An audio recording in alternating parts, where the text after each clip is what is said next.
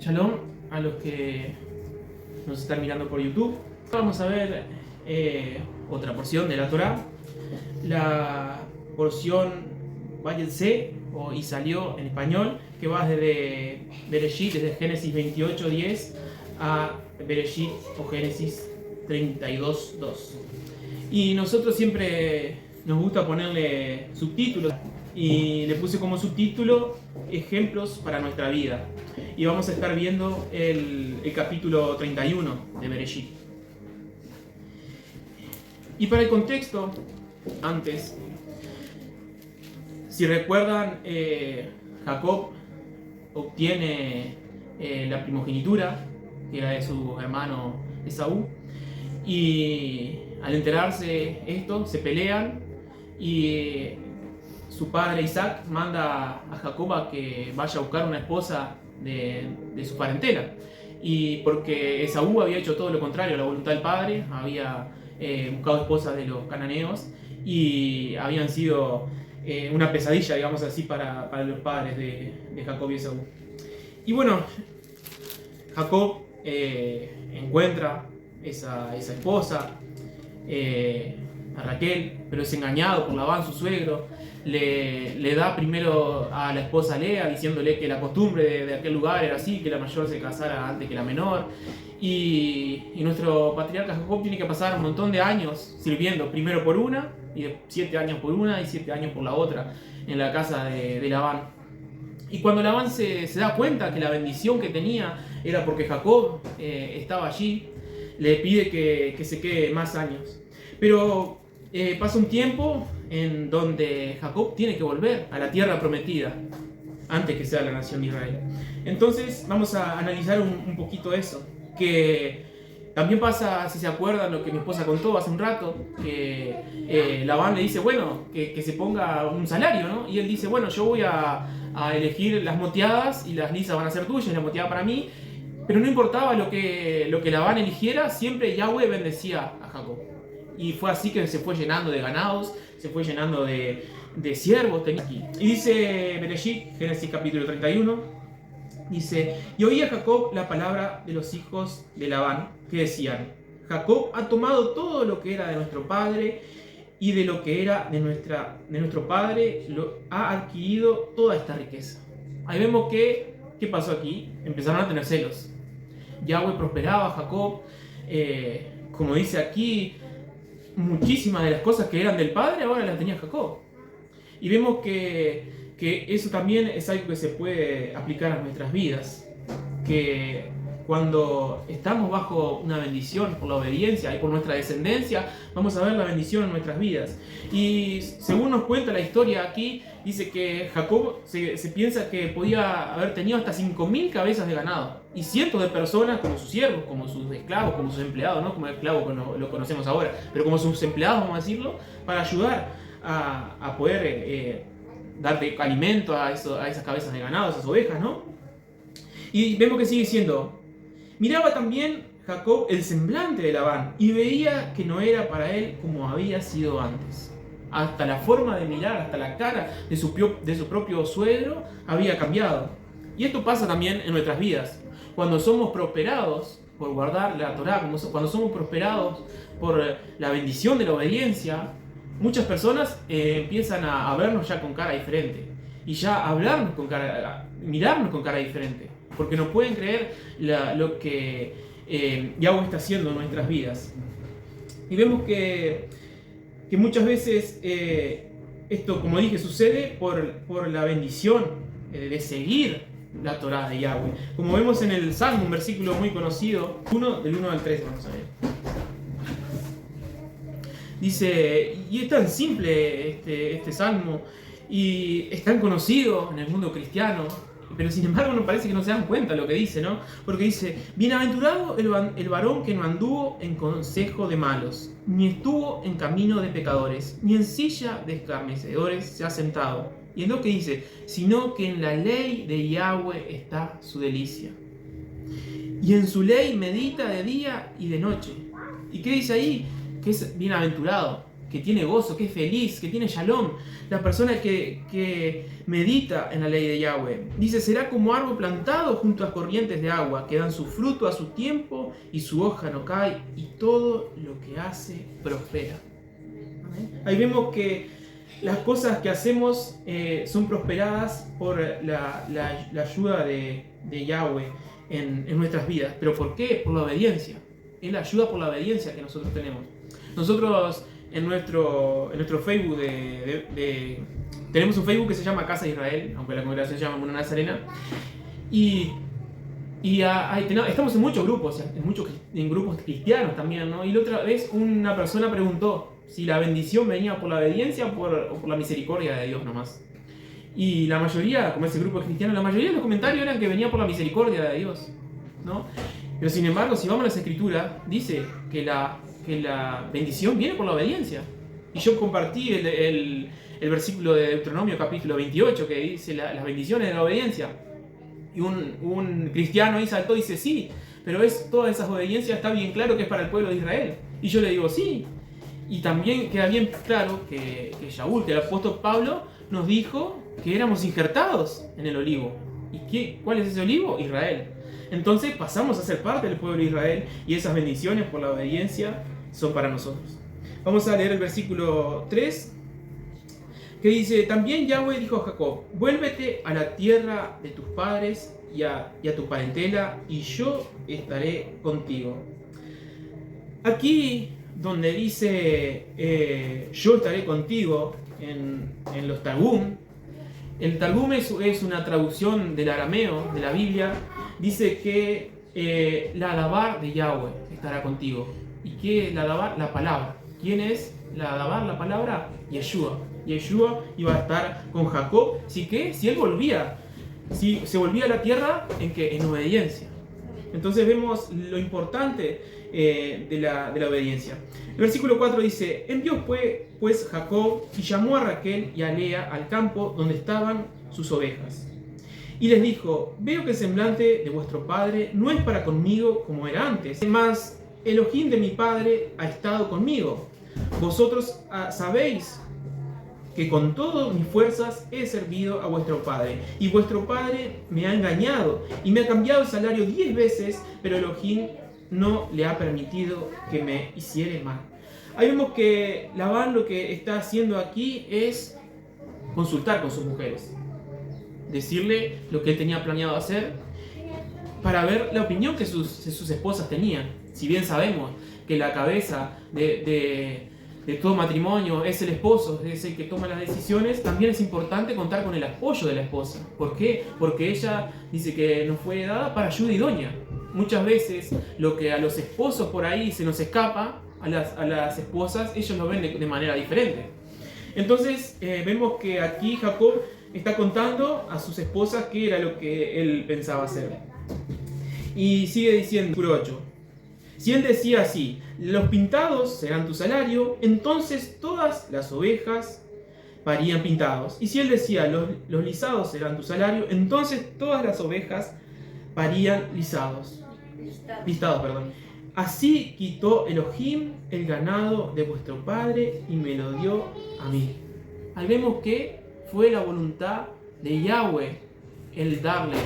No fue que, como decían los parientes acá de Labán, que Jacob robaba o engañaba, porque ellos pensaban, hará alguna cosa y no estará, matará a las corderas alisadas y se quedará solo con los manchados. Pero no es así, sino que Yahweh fue el que hizo eso. Y sigue diciendo en el versículo 10, y sucedió que al tiempo que las ovejas estaban en celo, alcé yo mis ojos y vi en sueños, y aquí los machos que cubrían a las hembras eran lisados, pintados y abirraegados. Y me dijo el ángel de Elohim, en sueños, Jacob. Y yo le dije, heme aquí. Ahí vemos que aquí le estaba hablando a Jacob el malaj de Elohim, el ángel de Elohim. Que muchas personas piensan que era un ángel común, pero no. Aquí nos habla de algo más. Sabemos que este malaj de Elohim era Yeshua antes de venir a esta tierra, de encarnarse. Pero vamos a ver algo importante que dice aquí. vemos que el que está hablando es el Malach, el ángel de Elohim, ¿no? Y dice, y él dijo, alza ahora tus ojos y verás que todos los machos que cubren las hembras son listados, pintados y aberregados, porque yo he visto todo lo que Labán te ha hecho. Pero miren lo que dice aquí, yo soy el Dios de Betel. ¿Quién estaba hablando? Yeshua. ¿Y qué dice? Que él es el Elohim de Betel. Esto para muchas personas que lamentablemente en el camino en que estamos andan predicando que Yeshua no era Elohim, que Yeshua era un simple hombre que había nacido, algunos dicen de María y José, algunos llegan a decir la blasfemia que María tuvo relaciones con un romano y que nació de allí, de esa unión ilícita entre María y ese romano. Pero vemos que toda la escritura apunta a que Yeshua es Elohim, porque Yahweh es Ejad. No hay dos dioses tampoco, no hay dos Elohim, sino que Yeshua es una de las manifestaciones que Yahweh tiene en esta tierra. Él en su inmenso poder, en su inmensa gloria, no podía venir a vivir, a morar o a estar con nosotros, porque nosotros, seres carnales y pecadores, seríamos destruidos por el poder de Elohim. No podríamos estar ni cerca de él. Entonces, no lo vamos a estudiar ahora, pero una parte de Yahweh se despojó, dice, de ese poder, de esa gloria, y vino a morar en nosotros, en medio de nosotros. Pero sigue siendo una parte de Yahweh. No es que es otro Dios diferente, como tampoco lo predican los católicos o los cristianos. El Shema dice que Yahweh es uno solo, pero es una unidad compuesta. Y en esto podemos ver un ejemplo que nos da la escritura de algo bastante parecido a esto. Y es de cuando a Moisés se le aparece Yahweh en la zarza ardiente. Éxodo 3. Apacentando Moisés las ovejas de Yetro su suegro, sacerdote de Madián, llevó las ovejas a través del desierto y llegó hasta el monte Horeb, monte de Dios. Y se le apareció, miren de vuelta, ahora no es el ángel de Elohim, sino que es el ángel de Yahweh, el Malach Yahweh. Dice, y apareció el Malach Yahweh en una llama de fuego en medio de una zarza. Y él miró y vio que la zarza ardía en fuego, y la zarza no se consumía. Entonces Moisés dijo, iré yo ahora y veré esta gran visión, por qué causa la zarza no se quema. Y vemos que sigue diciendo en el 4, y viendo Yahweh que él iba a ver, lo llamó Elohim, ¿de dónde? Del medio de la zarza. Y dijo, Moisés, Moisés, y él respondió, heme aquí. O sea que el Malach de Yahweh estaba en la zarza, Yahweh estaba en la zarza porque es uno con él, pero tal vez algo que se nos escapa, y se le escapa a muchas personas también en las raíces hebreas, es por qué había fuego. Porque si recordamos, en el libro de Hechos, dice que cuando Ruach HaKodesh, el Espíritu Santo, como lo conocemos en español, se manifiesta como en forma de fuego.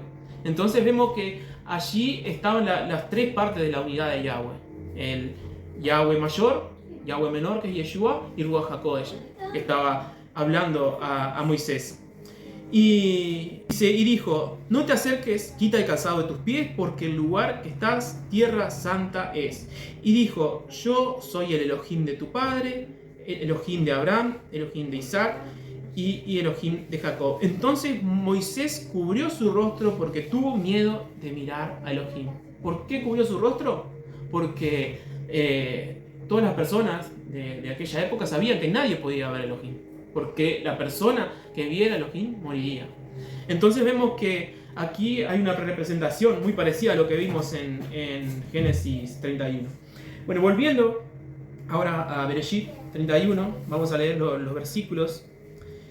Vamos a leer el 13 de vuelta porque dice, yo soy el Elohim de Betel, o sea, de Bait El, de casa de Dios. Bait es casa y él con mayúscula es Elohim. Dice, donde tú ungiste la piedra y donde me hiciste un voto, levántate ahora y sal de esta tierra y vuelve a la tierra de tu nacimiento.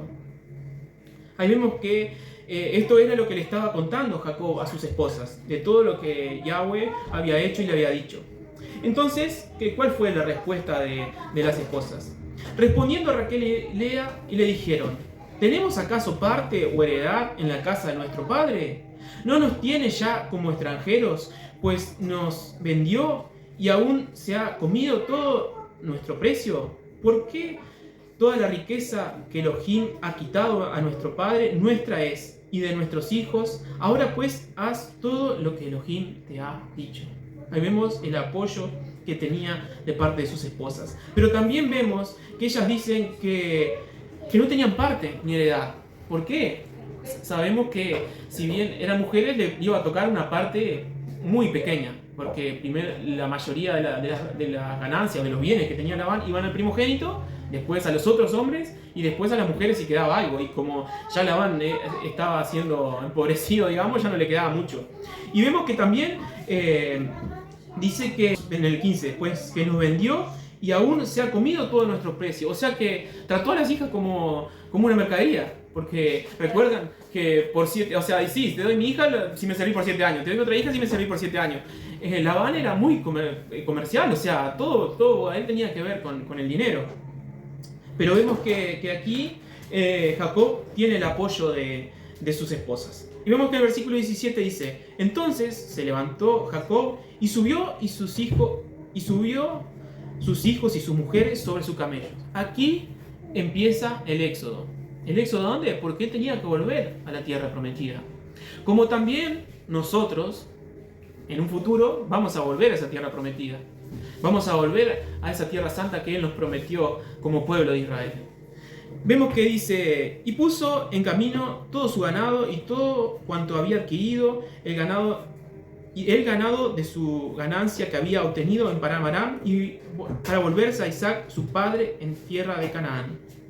Cuando dice aquí esto, a veces tenemos la costumbre de leer rápido y no comprender todo lo que implica esto, ¿no? Porque decía, juntó a sus hijos, sus mujeres, la puso en los camellos y se fue, facilísimo.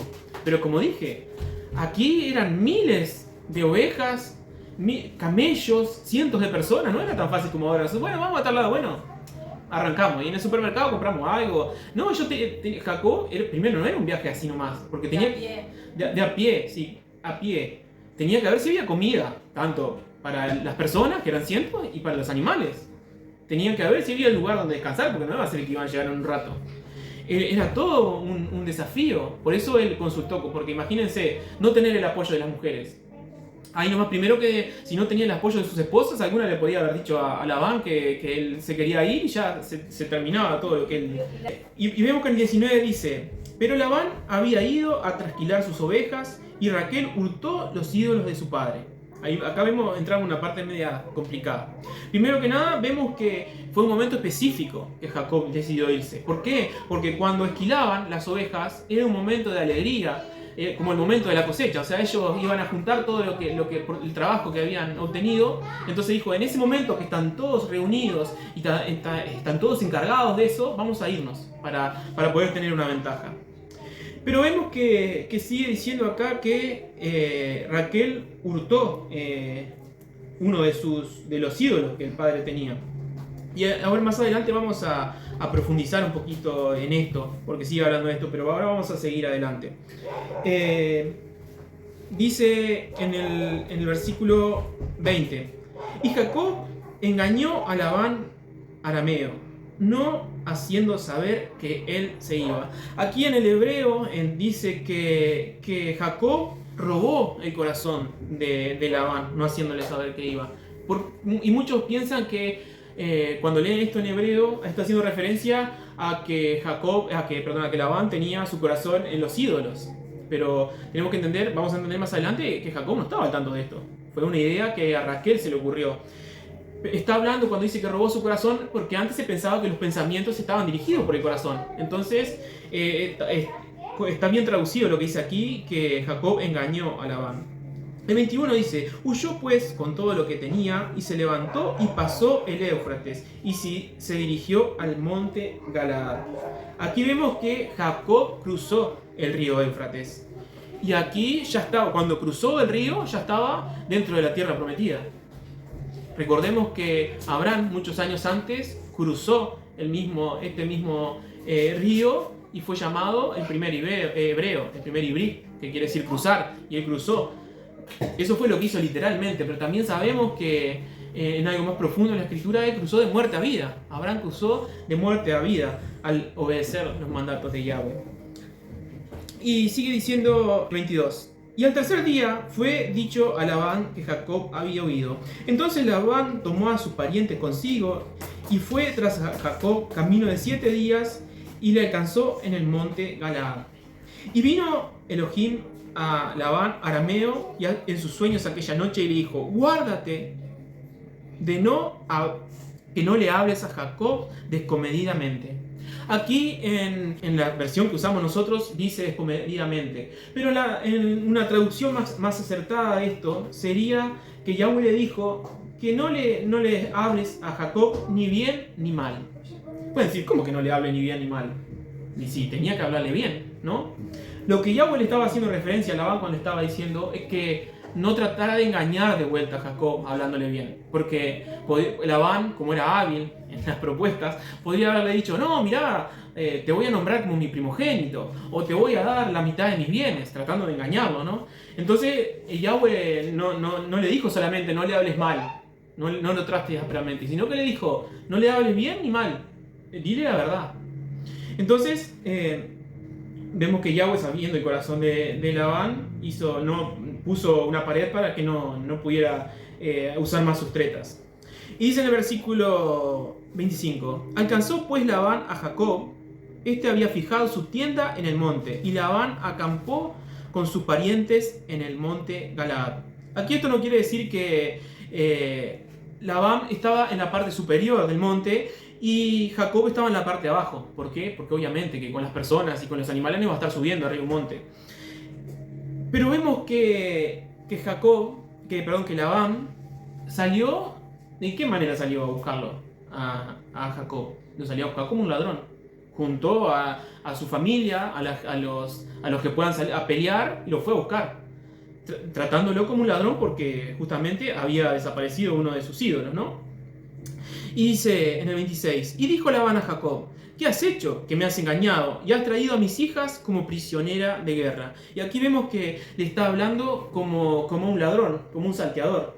Dice que en esa época se acostumbraba a que justamente en estos momentos de esquila y momentos especiales, casi todas las personas vivían en un lugar juntas. Y siempre había personas, hombres fuertes cuidando, ¿no? A esas personas, las mujeres, a los ancianos, a los niños. Pero en esos momentos específicos, la mayoría de los hombres se iban a esquilar o a estar juntos haciendo esas actividades, y las mujeres quedaban con pocos hombres que los defendieran. Entonces estos salteadores, estos ladrones, no lo digo por Jacob obviamente, ¿no?, aprovechaban esos momentos para ir y se llevaban cautivas a las mujeres y a los niños. Entonces Labán lo trata a Jacob como que él había hecho eso, había aprovechado, igual que hacían las demás personas, ese momento para llevarse. Dice aquí que como prisioneras de guerra. Dice en el 27: ¿por qué te has escondido para huir y me has engañado y no me lo hiciste saber para que yo te despida con alegría y con cantares y con tamboril y arpa? Dice: pues ni aún me dejaste besar mis hijas y mis hijos, ahora locamente has hecho. Ahí vemos que aquí Jacob se estaba refiriendo a que no dejar a hijos y hijas, no se refería a los hijos carnales, sino a sus nietos, que muchas veces los abuelos toman como hijos propios a los nietos, que sabemos que eso pasa con Jacob. Entonces vemos que le habla duramente, aunque no lo trata mal, lo trata como que había robado sus pertenencias, ¿no? Y vemos que en el 31 llega la respuesta de Jacob. Y dice: respondió Jacob y dijo a Labán: porque tuve miedo. Vamos a leer hasta ahí, porque eso es algo que en nuestras vidas suele suceder. Muchas veces somos llevados a hacer cosas por miedo. Y el miedo nos paraliza. El miedo nos hace olvidar las promesas que Yahweh tiene para nosotros. Entonces vamos a ver algunos momentos, algunos ejemplos de personas que actuaron con miedo. Si se recuerdan la historia de los 2 espías, no sé si la recuerdan, que ellos fueron a ver la tierra prometida, a espiar la tierra prometida, y ¿qué pasó? Se encontraron con gigantes, con personas de más de 3 metros, y tuvieron miedo. ¿Y qué pasó? Ellos fueron y dijeron, no vamos a poder. Y lamentablemente por eso el pueblo de Israel, tanto los espías como el pueblo de Israel, fue castigado por haber actuado con miedo. Y hay muchos ejemplos de esto, pero quería traer un ejemplo de lo negativo que es de actuar con miedo, de una historia muy conocida. Y vamos a buscar en 1 de Samuel, capítulo 17, una historia muy conocida, como digo, de David, cuando pelea con Goliat. El miedo y la valentía que tenía. 1 de Samuel 17, vamos a leer el 11. Y para el contexto, si tal vez alguna persona no conoce esta historia, el pueblo de Israel tenía guerra con los filisteos. Y los filisteos, en vez de entrar en una guerra con personas, tenían un campeón que le llamaban Goliat, que era un gigante que medía como 3 metros, un monstruo, vamos a decirlo así, porque algunos tenían hasta 6 dedos, dice la escritura. Y entonces dijo, bueno, nosotros tenemos a nuestro representante, vamos a decirlo así, ustedes traigan a uno de sus representantes y luchen ellos dos, y el que gana la guerra. Pero cuando vieron el tamaño de ese gigante, vieron, dice que la lanza medía más de 3 metros, se asustaron. Y dice 1 Samuel 17:11, oyó Saúl y todo Israel estas palabras del filisteo y se turbaron y tuvieron gran miedo. Estaban asustados. Y obviamente que es algo que naturalmente todos, imagínense cualquiera de nosotros acá, y así anda a pelear con aquel que mide 3 metros. Va a ser difícil que no tengamos miedo, ¿no? Pero sin embargo vemos que hubo otra realidad dentro de estas personas. Alguien que ni siquiera estaba preparado para luchar. David, que era un joven, no era un niño como algunos lo dicen, pero era un joven, tenía 20 y algo de años, estaba con sus ovejas, estaba apacentando las ovejas del padre. Y el padre lo mandó a que vaya a llevar a los hermanos algo. Y dice en el versículo 25, y cada uno de Israel decía, ¿no habéis visto aquel hombre que ha salido? O sea, ¿qué pasaba? Que el pueblo de Israel ponía la mirada en el gigante. Y muchas veces nos pasa eso en nuestra vida. Muchas veces ponemos la mirada en el problema. Muchas veces decimos, no, porque... claro, como el Pedro cuando se hundió en la barca. Muchas veces no vemos el Elohim, que es mucho más grande que el problema. Tendemos a encerrarnos en nuestras vidas, a decir, no, a mí me está pasando lo peor, yo no puedo avanzar, no viene gente a mi negocio, la gente me trata mal, yo no sé cómo tratar con la gente, no viene gente a la congregación. Y nos encerramos eso, pero porque ponemos la mirada en el problema, pero no ponemos la mirada en el Creador. No ponemos la mirada en nuestro Padre, que tiene la solución para ese problema. Y el problema que sea, también el problema muchas veces que muchas personas luchan es la enfermedad. Porque con muchas enfermedades, hay muchas enfermedades graves que no sabemos cómo vamos a salir de allí. Y muchas personas que no tienen la confianza en el Dios eterno, se atemorizan. Pero vamos a ver que David fue con una manera de pensar totalmente diferente. Dice, sigamos leyendo el 25. Y él se adelantó para provocar a Israel. Al que le venciere, el rey le enriquecerá con gran riquezas y le dará su hija y eximirá de tributo a la casa de su padre en Israel. Entonces habló David a los que estaban junto a él diciendo, ¿qué hará el hombre que venciere a este filisteo y quitar el oprobio de Israel? Porque ¿quién es este filisteo incircunciso para que provoque a los escuadrones de el Elohim viviente? Él no dijo, porque el ejército de Israel es tan grande. Si bien se estaba haciendo referencia al ejército del Elohim viviente, él sabía que había otro ejército también, que no se veía. Un ejército mucho más grande, que no iban a poder con ellos. Y en el 27 dice, y el pueblo le respondió las mismas palabras diciendo, así es que hará al hombre que lo venciere. Y oyendo hablar Eliab, su hermano mayor, con aquellos hombres, se encendió la ira en contra de David. Imaginemos esto, que el único que tenía un pensamiento distinto, un pensamiento positivo, se enojan con él, su propio hermano. Porque si vos me dijeras, es alguien desconocido, y eso muchas veces pasa en nuestra familia. Nuestra propia familia viene y se pone en contra de nosotros. Nuestra propia familia viene y se enoja cuando nosotros empezamos a manifestar la fe, empezamos a manifestar la obediencia. Pero si no tenés nada, ¿qué decir? Claro, el hermano habrá dicho, ni estás en el ejército, ni sabes pelear, ¿qué venías acá a hablar, no? Y dijo, vemos que sigue diciendo, ¿para qué has descendido acá? Dijo, como, ¿qué haces acá, no? Dice, ¿y con quién has dejado aquellas pocas ovejas en el desierto? Como diciendo, no estás haciendo tu trabajo, anda para casa y haz lo que tienes que hacer. Y miren lo que dice, yo conozco tu soberbia y la malicia de tu corazón, para ver la batalla has venido. Le hablan mal a David. El único que tenía esperanza, el único que tenía la fe en Yahweh para poder salir adelante y vencer en esa batalla, le hablan mal. Dice, y David respondió, ¿qué he hecho yo ahora? ¿No? Se extrañó. ¿Por qué? Porque muchas veces el propio enemigo habla a través de los labios de la persona. Y vemos entonces que, y más de la persona que están al lado nuestro. ¿Por qué? Porque nos afecta. Porque si el vecino dice una cosa, o si un conocido lejano dice una cosa, está. Pero si viene un hermano, un primo, un padre, y alguien que lo queremos y nos habla mal, el enemigo lo usa para hablar mal. Usa la Yonarán que hay en esa persona para hablar mal a nosotros. Eso nos afecta. Pero sin embargo vemos que esto no le importó aquí a David. Y les dijo, esto no es mero hablar, o sea, están hablando por hablar. No tiene nada de cierto esto que dicen. Y en el 30 dice, y apartándose de él hacia otros, preguntó de igual manera y el pueblo la misma respuesta, le dio la misma respuesta que antes. Dice el 31, y fueron oídas las palabras de David, que David había dicho, y las refirieron delante de Saúl, y él lo hizo venir. Y dijo David a Saúl, no desmaye el corazón de ninguna a causa de él. Tu siervo irá y peleará contra este filisteo. Imaginemos esto, el rey de Israel, para que venga de repente un jovencito que estaba apacentando las ovejas y le empiece a decir, no se desanime, yo voy a pelear.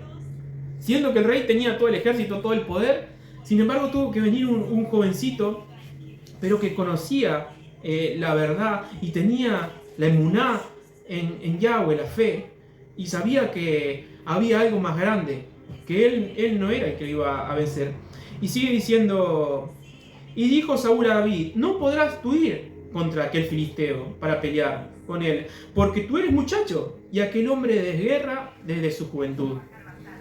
David respondió a Saúl, tu siervo era pastor de ovejas y su padre de ovejas de su padre, y cuando venía un león, un oso, y tomaba algún cordero de la manada, salía yo tras él y lo hería y lo libraba de su boca, y si se levantaba contra mí, yo le echaba la mano a la quijada y lo hería y lo mataba.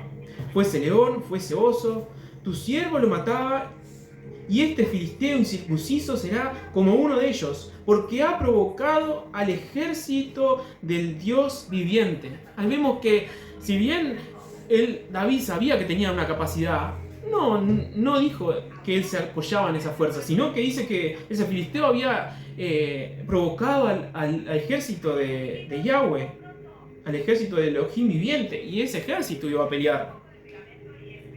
David conocía a ese ejército. Y aunque nosotros no lo podamos ver, el día de hoy, a ese mismo ejército pelea por nosotros. Pelea por lo que somos parte del pueblo de Israel y estamos en obediencia de su palabra. Aunque no lo podamos ver y aunque nos cueste creer esto. Y también vamos a ver un ejemplo aquí cerca nomás de alguien que le pasó eso. En Segunda de Reyes. Pero para el contexto le voy a contar. Estaba el profeta Eliseo y de repente los sirios sitiaron la ciudad donde estaba. Y dice que se levantó uno de sus sirvientes y cuando miró, dice que vio la ciudad sitiada, o sea que estaba rodeada por el enemigo. Y se desesperó. Y le dijo en el versículo 15, vamos a leer. Dice, y se levantó por la mañana y salió el que servía al varón de Dios, de Elohim, y he aquí el ejército que tenía sitiado la ciudad, con gente a caballo y carro. Entonces su criado le dijo, ay, señor mío, ¿qué haremos? Él le dijo, no tengáis miedo, porque más son los que están con nosotros que los que están con ellos. Y oró Eliseo y dijo: te ruego, Yahweh, que abra sus ojos para que vea. Entonces Yahweh abrió los ojos de Yahweh y miró, y he aquí que el monte estaba lleno de gente a caballo y de carros de fuego alrededor de Eliseo. Ese es el ejército que acampa alrededor de los que le temen. Un ejército de fuego, de carro de caballo de fuego, que pelea una pelea espiritual, la pelea que nosotros no vemos y que no podemos pelear. Amén. Entonces, volviendo a la porción y viendo esto, que Jacob tuvo miedo y por eso actuó de esa manera, y por eso le fue mal de esa forma de actuar, porque él había dicho a su suegro que se tenía que ir y que se iba a ir, y tal. Y en el 32 vemos que dice: aquel cuyo poder halles, tus dioses, tus terafines, no viva delante de nuestros hermanos, reconoce lo que es tuyo y llévatelo. Jacob no sabía que Raquel los había hurtado. Ahí vemos que Raquel había sacado los dioses que su padre tenía. Entonces podemos preguntarnos, nuestra matriarca, la madre de las 12 tribus de Israel, ¿era una idólatra? Yo creo que no. No podemos aventurarnos a decir eso. Entonces, ¿por qué hizo esto? Si bien sabemos que ella se crió, que Labán era idólatra, y la crió en idolatría a Raquel, tenemos que entender que Jacob vivió 20 años con ella y la instruyó en los caminos de Yahweh, en los caminos que él mismo había sido instruido. Pero sabemos que muchas veces la Escritura dice que tenemos las malas costumbres heredadas de nuestro padre, y muchas veces cargamos con lo que nuestros padres nos enseñan. Y si bien no digo que Raquel sea una idólatra, podemos entender o tener alguna aproximación a por qué hizo esto. Pero no podemos decir, sí, y lo hizo por esto, o era un idólatra o no era un idólatra, porque la Escritura no lo dice directamente. Entonces cualquier persona que me diga, no, porque Raquel lo hizo por tal y tal cosa, no, la Escritura no dice. Tenemos que ser humildes y reconocer cuando no sabemos algo. Nuestro maestro, que hace 20 años que está en este camino, nos comenta siempre una anécdota de cómo han cambiado los tiempos, ¿no? Porque ahora en internet, cuando alguien dice algo y otra persona no está de acuerdo, no sabe, enseguida saltan alguna, y, porque no sabes nada, porque esto es así, porque bla bla bla, porque... Y él nos decía, hace 20 años, cuando no sabíamos algo, cuando no estábamos de acuerdo en algo, usábamos una frase. Y la frase era: cuando Yeshua venga, aclarará todas las cosas. No tenemos que saber todo, porque en su momento no van a revelar las cosas. Sí tenemos que tratar de escudriñar la Escritura y todo lo que está a nuestro alcance, de entenderlo, poder entenderlo. Pero vamos a ver alguna posibilidad por la cual Raquel pudo haber hurtado esos ídolos. Y vamos a utilizar, no lo vamos a leer directamente, pero yo le voy a contar qué es lo que dice uno de los libros que no está en el canon bíblico ahora, pero que antes estaba en el canon bíblico y que la Escritura lo nombra, y que es el libro de Yacer. Como siempre digo cuando hablamos de estos libros, no lo tomamos para sacar doctrina, pero sí para ver qué es lo que se decía. Por ejemplo, en este caso vamos a ver la historia que nos dice el libro de Yacer, para qué usaban estos ídolos y qué eran estos ídolos, pero no sacamos doctrina de allí. Dice que estos ídolos que Labán tenía, y aunque parezca horrible lo que voy a decir y lo que hacían, pero era así, eran cabezas de primogénitos. Tenían cabezas de niños o de personas que eran primogénitos, que los mataban o usaban alguna que habían muerto. Dice que le rapaban la cabeza, la salaban para que se secara la cabeza. Después que se secaba, le ponían una tablilla de oro abajo de la lengua y lo ponían en un lugar de veneración, le encendían velas y se arrodillaban y lo veneraban a esos terafines, como se dice en hebreo. Y dice que esos entes malignos se comunicaban, hablaban a las personas, influidos por entes demoníacos, por poderes de las estrellas, dice en el libro de Yacer. Hablaban y le decían las cosas que iban a pasar, o las preguntas que la gente le hacía. Entonces podemos pensar, por un lado, que Raquel, al saber cómo funcionaban esos ídolos, Y al tener miedo, porque Raquel también tuvo miedo como Jacob, pensó en que el padre iba a hablar con esos ídolos, preguntarle dónde estaban, esos ídolos le iban a decir dónde estaban y el padre los iba a ir a buscar para matarlos o para robarles a sus hijos, a sus bienes, ¿no? Entonces una de las posibilidades es que Raquel haya querido sacar ese ídolo para que el padre no tuviera respuesta. Eso es una de las posibilidades. También está la posibilidad de, como dije, de que como su crianza fue haciendo eso, y una de esas cosas, una de las cosas que se creía era que esos ídolos también cuidaban a las personas. Ella, si bien creía en Yahweh, si bien conocía los caminos de Yahweh, una parte de su corazón todavía estuviera creyendo en esos ídolos, en esas cosas malas. ¿Cómo nos puede pasar a nosotros? Que si bien hay muchas personas en el cristianismo, en la iglesia católica, que yo recuerdo cuando iba a la iglesia cristiana, que una vez me dijeron, dice, porque fui a la casa de fulanito, dice, y tenía unas imágenes y unas cosas ahí, sabiendo que las imágenes es algo prohibido por Yahweh, ¿no? Y estando en la iglesia cristiana, y estaba con un amigo que era cristiano también, y dice, y vos sabés que me dijo, no, porque vos lo que te pasa fue porque una parienta llamada tal te hizo y agarró una foto y no sé, y mi amigo me dice, ¿y si vamos? O sea, éramos creyentes, y sin embargo, como que esas cosas, o sea, yo le dije, no, pero como que esas cosas lo hicieron dudar a él, ¿no? De su fe. Entonces, como una vez hablamos, esto es un camino. Y es un camino en el cual nos desarrollamos y vamos creyendo. No podemos decir que tenemos 100% de emuná. Si ayer o anteayer, hace un año, 2 o 5, empezamos en este camino, vamos en un crecimiento. Y ya bueno, va probando para ver qué hay dentro de nuestro corazón y sacando las cosas. Entonces puede ser que Raquel tenía un poco de confianza en él. Porque podríamos pensar, bueno, si se lo sacó, ¿por qué no lo tiró? ¿Por qué no lo escondió? No hizo un pozo y lo escondió. ¿Por qué se lo tuvo que llevar? ¿Por qué lo iba a llevar con ella? Incluso vemos, que no vamos a seguir mucho más adelante, pero vamos a ver que ella lo escondió cuando su padre lo buscaba. Pero tenemos que entender que no podemos hablar mal en contra de una de nuestras matriarcas, ¿no? Y otra cosa que vemos del versículo que vimos es que Jacob dice, aquel cuyo poder halles tus dioses, no viva. Muchos dicen que esto era una maldición de parte de Jacob, pero en hebreo aquí lo que le estaba queriendo decir era que la vida estaba en la mano de Labán. Si quería matar a la persona que tenía el ídolo, que lo matara, pero no que era una maldición de parte de Jacob a esa persona. Entonces tenemos que sacar en limpio para nuestras vidas, que muchas veces muchas personas no van a tener una cabeza disecada como ídolo, ¿no? En sus casas. Y no la van a esconder. Pero hay muchas cosas que pueden ser ídolos para nosotros. ¿Qué es un ídolo? Es algo que está en el lugar de Yahweh, que ocupa el lugar de Yahweh.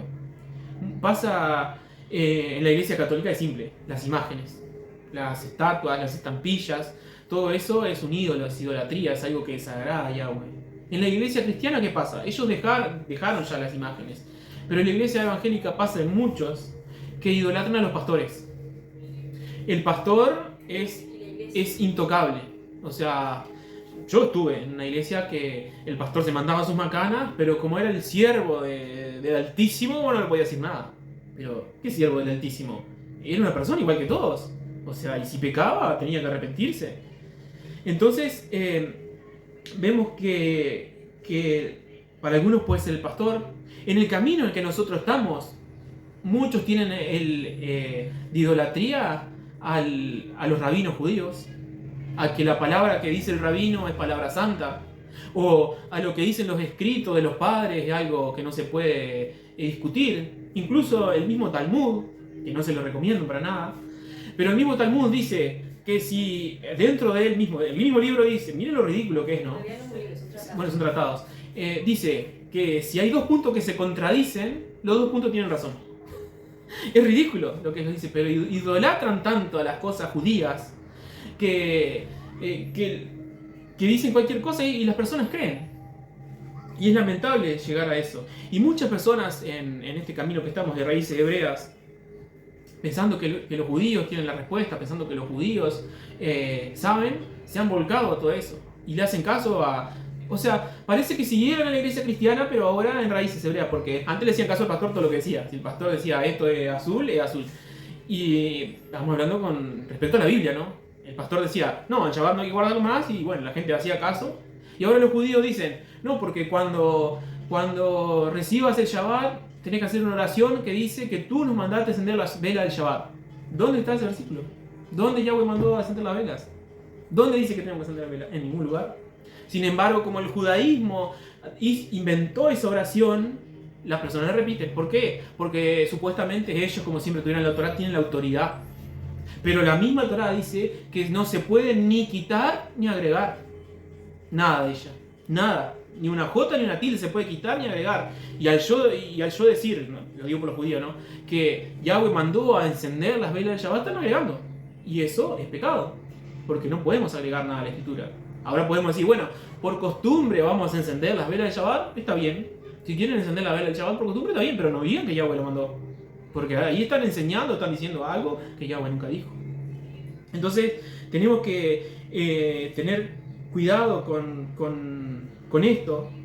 Y muchas veces también lo que pasa es que los ídolos podemos ser nosotros mismos. Nuestra propia confianza, nuestra propia fuerza, nuestra propia manera de pensar que tenemos sabiduría. No, yo sé hacer esto, no preciso la ayuda de Elohim. Yo puedo hacer esto solo. Pero vamos a ver ahora que nuestra confianza, que es parte de la emuná, porque la emuná es fe, pero la confianza está dentro de esa fe, la tenemos que tener en Yahweh. Vamos a buscar en Proverbios capítulo 3, ya para ir cerrando, para que no se haga tan largo. Proverbios 3, 5 y 6 vamos a leer. Dice: fíate en Yahweh de todo tu corazón y no te apoyes en tu propia prudencia. ¿Por qué? Porque muchas veces nos apoyamos en lo que nosotros pensamos, en lo que nosotros decimos. Pero ¿qué pasa? Que nuestra manera de pensar, nuestra manera de razonar por lo que vemos, dice mi esposa, pero viene influenciada por lo que nuestros padres nos dijeron, por lo que nuestros padres nos enseñaron, y lo que ellos nos enseñaron fue por lo que los abuelos nos enseñaron. Y eso es lo que dije anteriormente, la vana manera de vivir heredada a nuestros padres. Nuestros padres heredaron algo de sus padres y sus padres así y así. Y entonces nos terminamos alejando de la Torá. Y dice en el 6, reconócelo en todos tus caminos y Él enderezará tus sendas. ¿Amén? Yahweh es el que nos puede enderezar las sendas si ponemos la confianza en Él. También en Hebreos capítulo 13, versículo 6, de manera que podemos decir confiadamente, el Señor es mi ayudador, no temeré lo que pueda hacer el hombre. Eso tiene que ser una de las bases para nuestras vidas. Tener la confianza siempre en Él. Buscar la ayuda primeramente en Él. No poner a nadie delante de Él. Obviamente que hay personas, como nuestro maestro nos dice, ustedes aprenden con nosotros. ¿Pero por qué? Porque yo hace 20 años que empecé. Yo no soy más que ustedes. Lo que pasa es que hace 20 años sé más que ustedes. Si ustedes siguen por este camino 20 años, van a saber lo mismo que yo. Entonces siempre hay personas también hay personas que Yahweh ha elegido para depositar su sabiduría. Podemos confiar, pero nunca confiar más que lo que confiamos en Yahweh.